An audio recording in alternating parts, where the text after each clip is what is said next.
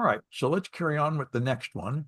This is my Windows machine, okay, and I want to do 374, just here. All right, this is going to be a two-stage RAT. Now, we've already got Sysmon installed here. We've already done that. And You need to share your monitor. right, and oh, thank you. I'm not sharing my monitor. Okay, good. I mean, why is this? Okay, there. Right. Thank you for telling me. All right. So this is the Windows machine, and we're doing 374. We've already installed Sysmon in the previous project on this machine, so we don't have to do that again. We do need to put 7-zip on this machine, so let me do that, because this malware, I compressed it with 7-zip, one of the other techniques people use. Which has had some articles about it lately. We had what? It had some nasty article about 7-zip. Something happened to it. Yep. You can do things with 7-zip. That's what we're Yeah. going to do here. Yeah, you can have obscured commands. All right, so now we got 7-zip. Now we're going to infect the machine. So we download this thing called PUP5 and extract it as usual. Right click, extract all, extract. And again, the password is malware. All right. And then in this folder, we're going to run pup5.bat as administrator. All right, which is this one. And it's going to try and stop me from doing this, but I run it anyway. And there it is, executing command shell commands, doing things. Okay. And now run as administrator, and that should be it. It should be done. So now we should be able to look for network connections on the machine with netstat. Let's give that a shot. I can do plus. Oh, that's a hunt. I don't want to be in a hunt. I want to be back to just normal collection. So I'm going to go to show all and client collected and netstat. And run that. All right. All right, it's done. And let me go back here and see what I'm trying to find here. Okay, network connections. This just shows there's something called shell bind. See what this has done? This is a forward shell. You almost always use reverse shells where it makes a phone back to the command and control center like the previous one. But this is the other thing where it's actually got a listening port, listening here. This shell bind process is listening on this port so people can make a connection to the machine. The reason this is not commonly done is the default Windows firewall will not let those income connections in. You can do it, but only if this is allowed by the firewall. Anyway, that's what this malware is doing.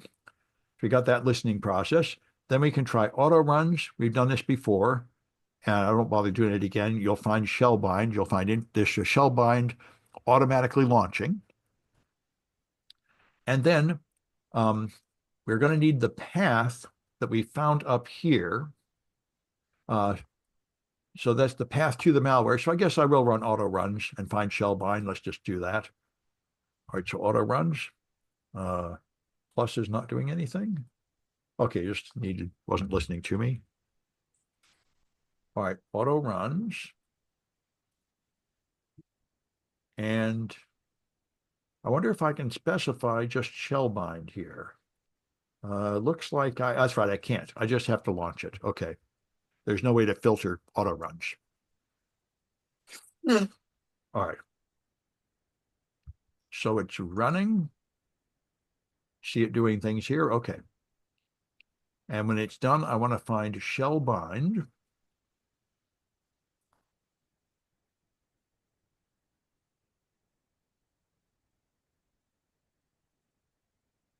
Download a JSON file and look for shell bind. Okay.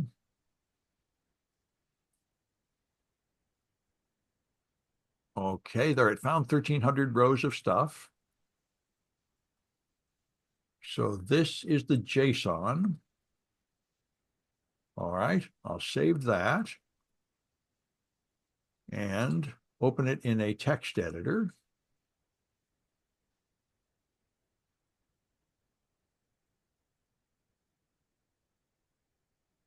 All right. And I'm looking for Shellbind. I'll do a search.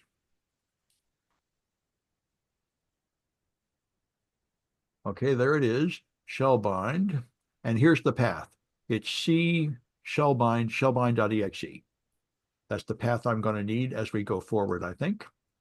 Yep, the image path. Yep, image path. Okay, so that worked. All right. Now I'm going to find the time when this thing got infected. So I'm going to use PowerShell to execute a PowerShell command and do a directory of that folder. So it's Windows System PowerShell.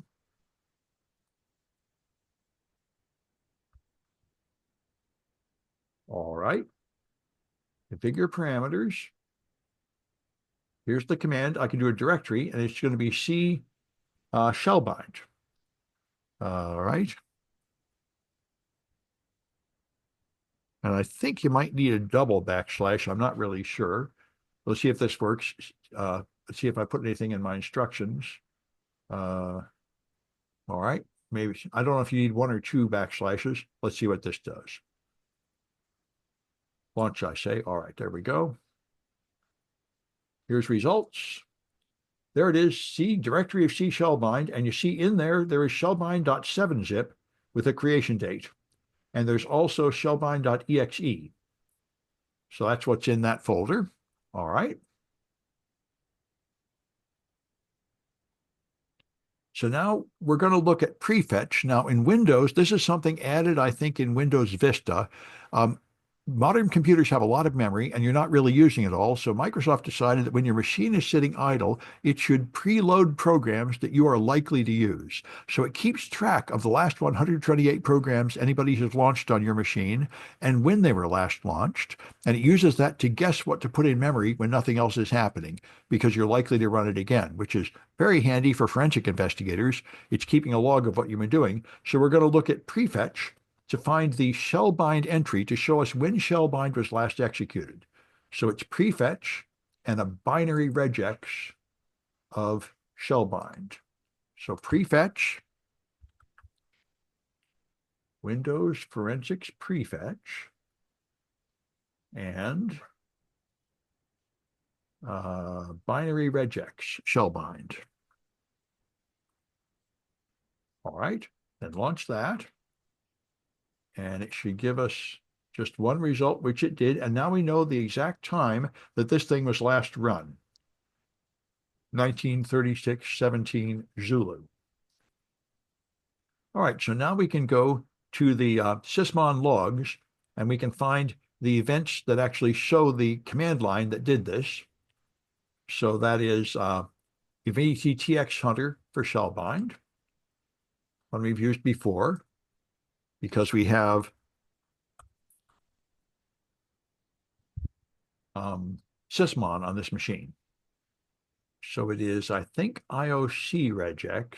Yeah, shellbind. All right. Indicator of compromise.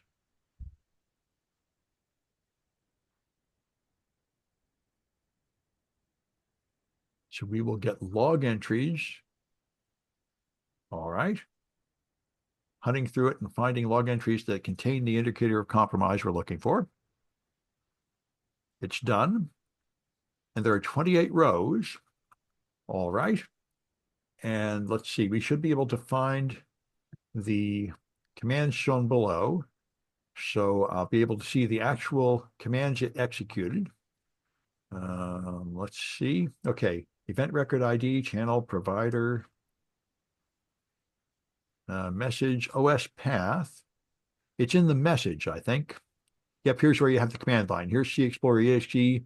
Here's downloads. Here's the PUP5 being downloaded. Here's MD5 hashes, and so on. Now, to make that more readable, I'm going to make that wider. There we go. That's better. All right.